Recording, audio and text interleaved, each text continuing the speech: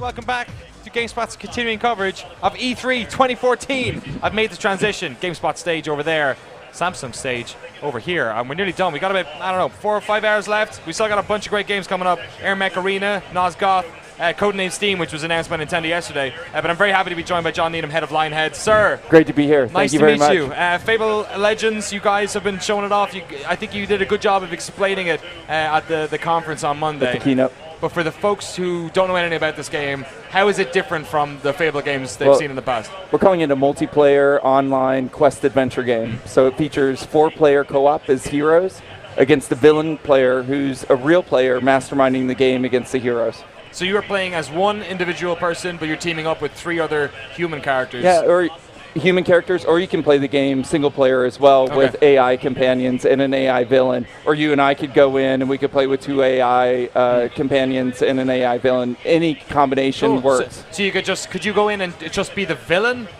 Yeah, you could do that too. Well? In fact, we'll probably use that as part of the training for villain mode. Right, yeah, of course. Okay, so Fable is a game that a lot of people associate with I am creating this character, I live inside of this world, and then I venture outwards and go on quests as I see fit. This is much more of a directed focus kind of game in terms of the quests and dungeons. It's kind of like a dungeon crawler in a way. Well, I would say it's closer actually to traditional Fable. I mean, I like to describe the game as take traditional Fable, bolt this new modern multiplayer onto it, and that's Fable Legends.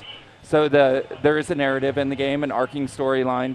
It takes place over a series of episodes, so it's very much like a TV program. There'll be 15 episodes in a season. They're about half an hour a piece, and you'll play through those with your buds or not against real villains. So, cool. Yeah, how are you going to be releasing those? Will it be in one chunk of 15? So yeah, or I mean, we'll have a big chunk at launch, and then we're a service-based game, so we've got a 5 to 10 year plan for Fable Legends. We're going to continue to release episodes, new content, new features as we go. Cool. I want the folks at home to know that if you have any questions at all, please at Danny O'Dwyer on Twitter, and I'll do my best to get them over to John. So, in terms of the Fable lore, because I've already had a bunch on Twitter asking about that, this is set 400 years prior to the first game, is that correct? The first game. Yeah, I mean, we saw Fable 3, and it got very kind of steampunk, a lot of technology.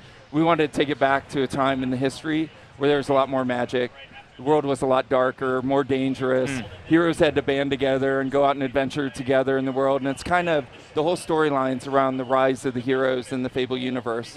But while it's all dark and dangerous, it's not that serious. We want to keep all that English charm and humor in the game. Everything that Fable fans really love about Fable. Which is something you're used to after you've been living in London for a while now, yes, right? I've gotten a ton of that over the past year. But I'm a huge fan. You know, I've been a huge fan of the Fable franchise since Fable 2. In fact, I didn't really like Fable 1 when it came out. We did a remaster version this last year. I played through it a couple times. It's amazing. So, and it was great grounding for the team, really, to revisit Fable 1. But we're all just super Fable nerds. Cool. I think we can take a look at some gameplay of it as well here, which might give context for the folks at home. So, can you just talk about the moment-to-moment action, what's happening here? Yeah, sure. This is the beginning of an adventure. It's called Moon on a Stick. The group of heroes is trying to progress through the level to get a relic, the Moon on a Stick. This character that we're following right now is Sterling. Sterling is kind of your classic rogue-like character. Does a lot of damage, but he can't take a punch at all. Sterling, not playing too smartly here, should probably stay with the members of the party because he really, like as I mentioned, can't take much damage. This character at the bottom of the hill is Winter. She's a character of will. She's kind of a support class in the game. She freezes creatures, and then damage dealers come in and they clean them up. These 4 characters, are they preset? Does everyone who joins the party have to pick one of those? Well, it's not. So we have 6 characters, 6 heroes we're showing at the show. We'll have a lot more for release. And you'll take those characters, you'll level them up, you'll customize them with weapons and armor. We'll have skill trees for them, so you can really make them your own. We'll have a haircutting salon in the main town that you can go in. You can change your appearance too. So it's very much like original Fable with more heroes, because it's really about the rise of the heroes. Excellent. And what you're seeing now is the villain is doing a very common tactic, dropping a bunch of smoke bombs on the heroes, then letting loose with a bunch of creatures. There's probably some mines that were in there. And there's an artillery red cap. That's the creatures you're seeing right now. These red caps, they dip their caps in pools of blood. That's kind of the story. That's kind of messed up. Yeah, it's a little gross. And this is a Puck. Puck is a really dangerous character. It can go invisible and ambush heroes. Does a ton of damage. Unless you freeze his ass. Yeah, exactly. It's a good thing that Winter showed up, because Sterling would have a tough time against Puck one-on-one. Cool. So the challenge in this game, you said that the episodes are going to be about 30 minutes each.